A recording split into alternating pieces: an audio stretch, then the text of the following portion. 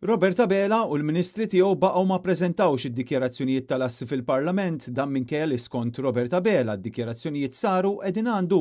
F'risposta li tal il-Net News, Abela qal biss li hemm deċiżjoni tal-Speaker. Banġlu Farrugia jikkonferma fil-Parlament li d-dikjarazzjonijiet qatt ma ġew preżentati u stqarr li m'hemmx dan l-obbligu għalkemm din hija prassi li saret dejjem u li tfisser trasparenza akbar. U d-dikjarazzjonijiet tal-assi kif qegħdin Kastilja. Skużi, d-dikjarazzjoni tal-assi diġà hemm ruling tal-Speaker illi ddeċida dwarha materja. Ekku, Ddeċida dwarha li qiegħda pubblikata fil-kabinet, ma nistgħux narawha.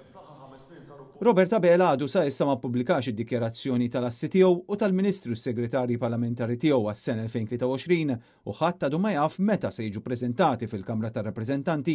Din l-informazzjoni hija essenzjali biex jinkixef l-abbuż ta' poter u l-ġid illi ma jistax jiġi spjegat u hija għodda kontra t-tixħim u forum oħra ta' korruzzjoni.